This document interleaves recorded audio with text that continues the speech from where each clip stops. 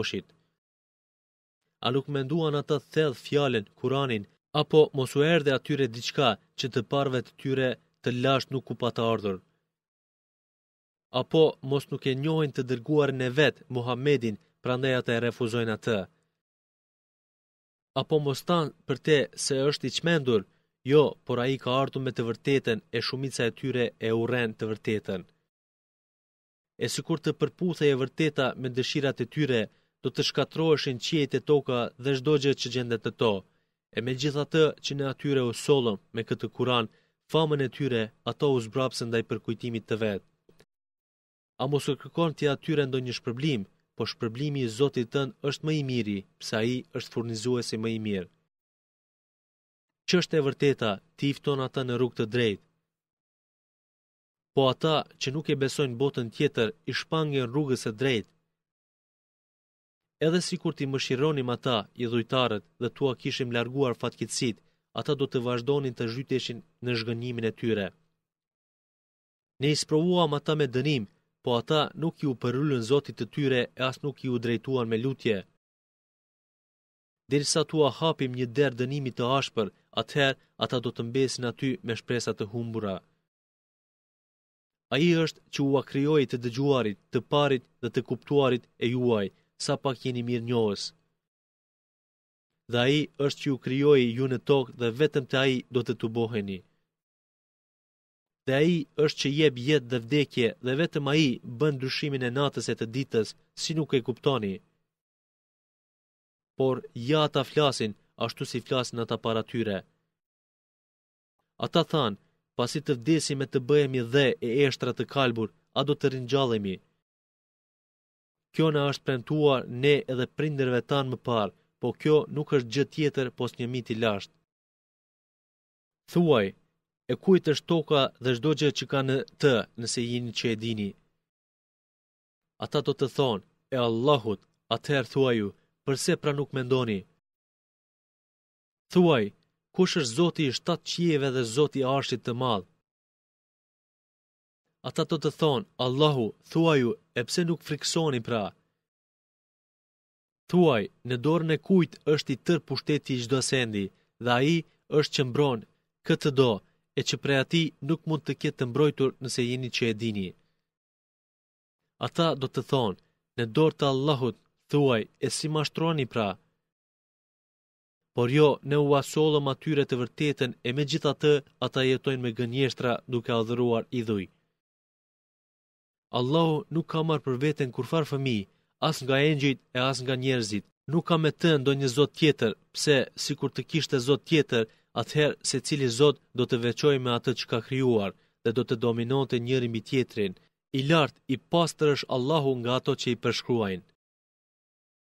Ai e di të fshehtën e të dukshmen, ai është larg atyre që ata i shoqërojnë. Thuaj, Zoti im, po që se patjetër do të më tregosh atë dënim që u premtova atyre. Zoti im, mos më fut pra mua te ai popull zullumçar. Në të vërtetë, ne kemi fuqi të tregojmë ty atë që u kemi premtuar atyre. Ti të keqen kthe me më të mirën, ne e dim më së miri atë që shpifin ata. Dhe thuaj, o Zoti im, unë mbrohem me ty prej cytjeve të djajve. Dhe mbështetjen te ti që ata të mos më afrohen. E kur ndonjërit prej tyre i vjen vdekja, ai thot, o Zoti im, më kthe. Që të bëj vepra të mira e të kompensoj atë që lëshova, kurse si, kthim nuk ka, e kjo është vetëm fjalë që e thot ai, e ata kanë para tyre një perde, distancë periodike deri në ditën kur ringjallen. E kur i fryhet surit herën e dytë, atëherë në atë ditë nuk do të ketë lidhje familjare mes tyre, as që do të pyes kush për njëri tjetrin. E kujt ti peshojnë me rënd peshojat veprat e mira, ata janë të shpëtuarit. Dërsa atyre që u peshojnë let peshojat veprat e mira, ata janë që humben vetveten dhe janë në xhehenem për gjithmonë. Zjarri do t'u adjeg atyre fytyrat dhe do të duken shumë të shëmtuar brenda tij.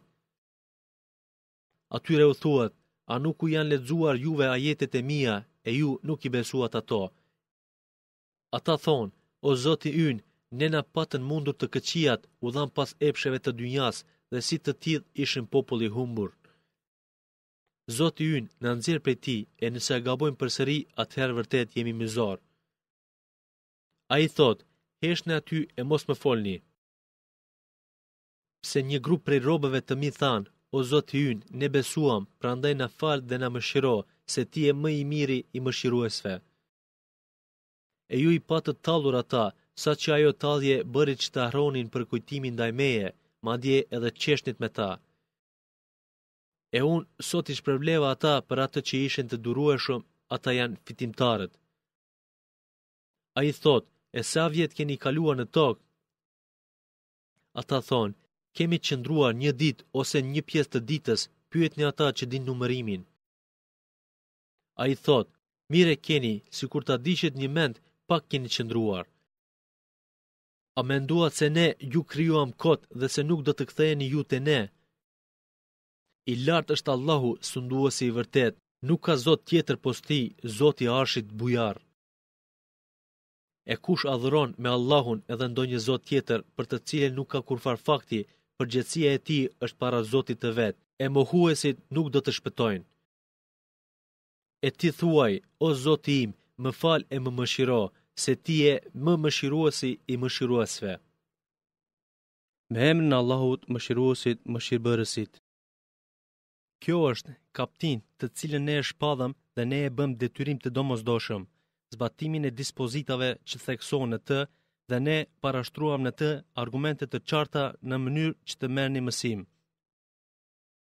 Dispozit obliguese është që laviren dhe lavirin t'i rahni, secilin prej tyre me nga 100 të rëna, dhe në zbatimin e dispozitave të Allahut mos u tregoni zemërbut ndaj atyre dyve, nëse jeni që besoni Allahut dhe botës tjetër.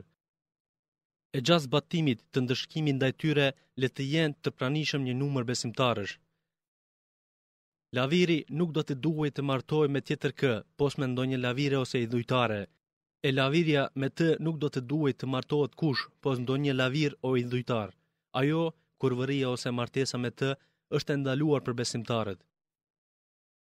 Edhe ata të cilët bëjnë shpifje për gratë e ndershme dhe nuk sjellin 4 dëshmitar, t'i rahni ata me nga 80 të rëna dhe atyre mos u pranoni dëshmin më kur, të tillët janë të pabesueshëm. Me përjashtim të atyre që më vonë pendohen dhe përmirësohen, vërtet Allahu është që shumë fal e mëshiron. Dërsa ata të cilët shpifin për gratë të veta dhe nuk kanë dëshmitar tjetër përveç vetes, dëshmimi i çdo njërit prej tyre është të betohen 4 herë në Allahun se ai e thot të vërtetën. E 5-ta herë e betimit është mallkimi i Allahut qoftë mbi të nëse gënjen. E nga kjo, gruaja e shpifur largohet dënimi nëse 4 herë betohet në Allahun se ai shpifsi gënjen. E 5-ta herë e betimit të jetë që ta godis hidhërimi Allahut, atë gruan nëse ai ka qenë i vërtet. Dhe sikur të mos ishte dhurata dhe mëshira e Allahut ndaj jush, ju do të mbarojshit, pa dyshim Allahu pranon pendimin, është i gjithdijshëm. S'ka dyshim se ata që trilluan shpifjen janë një grup prej jush, ju mos e merrni atë si ndonjë dëm për ju. Përkundrazi, ajo do të jetë në dobin tuaj, secilit prej tyre do t'i takoj dënimi sipas pjesëmarrjes në mëkat, e atij prej tyre që e barti pjesën e madhe të shpifjes i takon dënimi i madh. E përse kur